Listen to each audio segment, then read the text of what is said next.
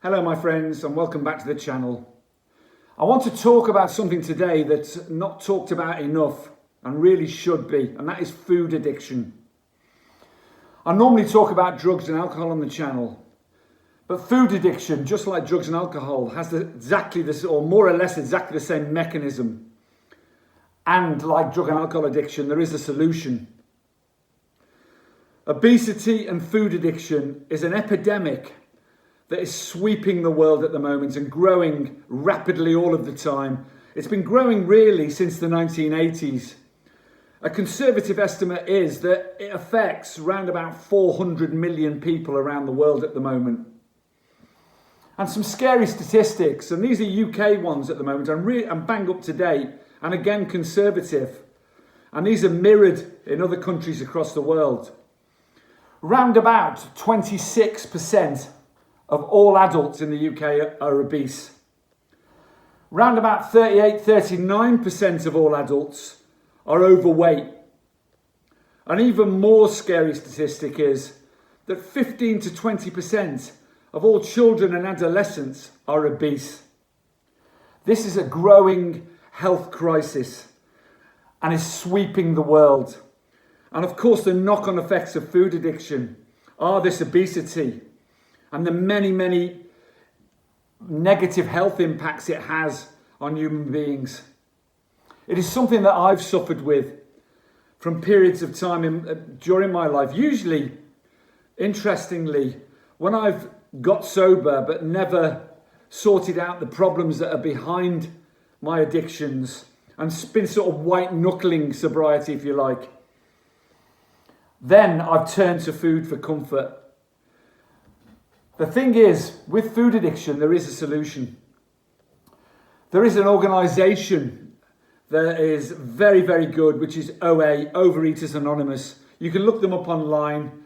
They're very, very helpful. And there's like a 5-point answering system, which would give you a hint whether you would need their support and help. And I suggest most people do. It is in the interests of all food companies, just as in the interests of the alcohol companies and the pharmaceutical companies, to keep people addicted to their product. It's a business strategy which is fairly obvious, isn't it? The more addicted you are, the more you'll use, the more you'll buy, the more money they make. And it's an ongoing process. And the more substances they find to put in your food that will make you addicted, the better for them and the worse for you. One of the biggest culprits is obviously sugar. Sugar is, refined sugar is probably one of the most addictive substances known to man. Probably more addictive than heroin in some circumstances. When we take sugar in, it gives us a satiated feeling, a comfort. Most of the time, people who are addicted to any substance, drugs, alcohol, food, are looking to change the way they feel. They get great comfort from it. It makes them feel good for a short period of time. It eases the anxiety, it eases the fear and worry, the emotions they don't want to feel. I know because I've been there. And one of the greatest things to do that is sugar. The thing is with sugar, it is so bad for the human body. And these aren't publicised facts, obviously. It's in no one's interest in these companies to publicise these facts and make them well known. Cancer cells, for example, use 15 times more sugar, eat it, more than normal cells. They love it, they thrive on it, they grow on it. It is fuel for them, it makes them grow. Sugar is just empty calories, it will go straight to fat. Has so many negative impacts on the body for the cardiovascular system, obviously, and all of the systems that surround that. For cancers, as I've said, obviously for diabetes, people are developing diabetes too all across the world, when that is something that with sensible eating patterns that could be eradicated. You know, I know people are born with diabetes 1 and have to inject insulin, and that is, unavoidable. But diabetes 2 often is caused by a very poor diet, and this diet is prevalent in the Western world. and it involves junk food, processed food, refined sugars, everything that we know is bad for us.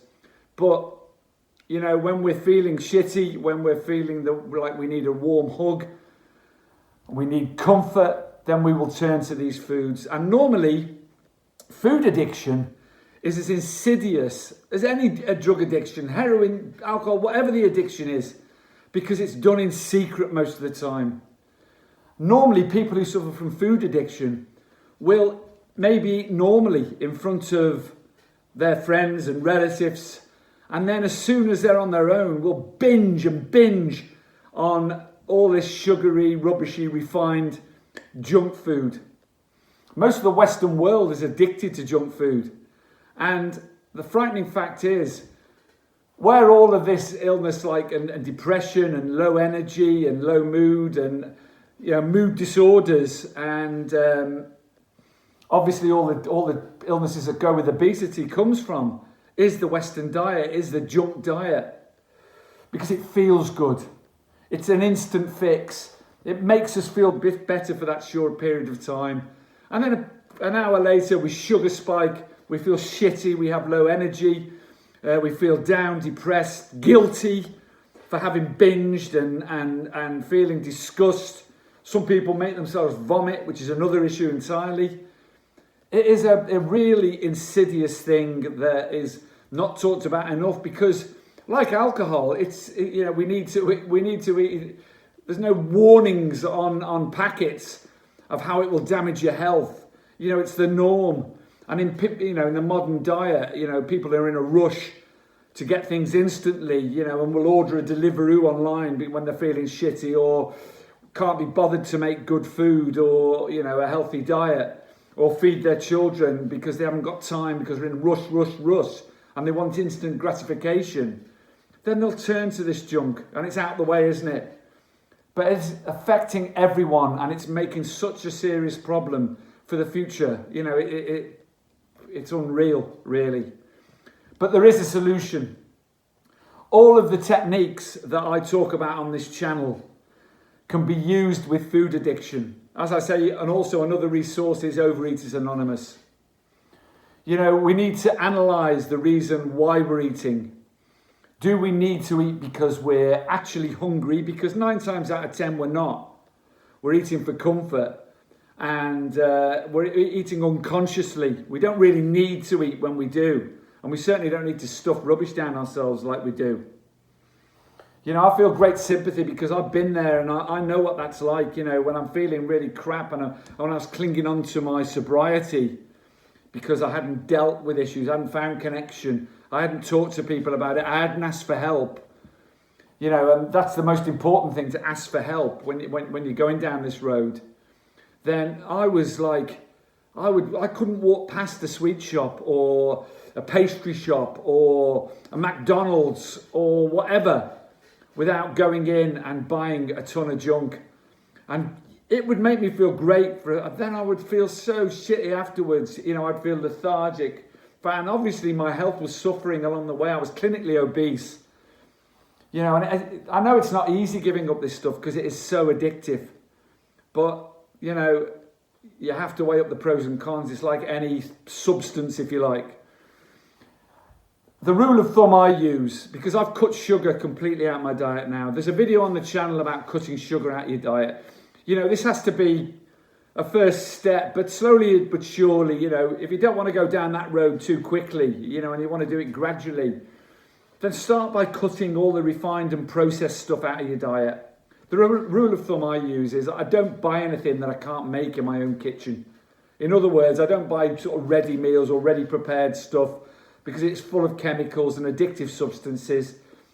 I find time, and anyone that says they can't find time to cook a meal, that's ridiculous, and you're not doing things right. You just need to prep it up, get up a bit earlier and prep it, get your meal prep done for a week even, and freeze it down and put it in little boxes in the fridge. That's what I do sometimes when I'm busy. Start buying fresh products, and the lie that tells you that it's too dear to eat fresh products and it's much cheaper to eat junk is bullshit. Because I can tell you that buying fresh products is so much cheaper for me than wasting money on junk constantly, because I'm constantly buying it. It's more expensive and I'm not getting any nutrition from it. My appetite's constantly on the go because of sugar spiking, so I'm constantly eating. Of course it costs more money to eat rubbish. So do yourselves a favour. Please, if you're suffering from this, and you know you are, and you know you're eating for comfort and not for satiation, and you know you're hiding your eating and you're binging on food and on junk and all the rest of it, ask for help, please. It's the first step.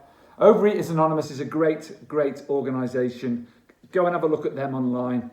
Do yourselves a favour, do your health a favour, do your children a favour if you're feeding them this rubbish, and change. Carpe diem, seize the day today. Please subscribe and like. Have a look at the link in the description and give it a read if you want to help the channel out. Much love to you all. Bye-bye.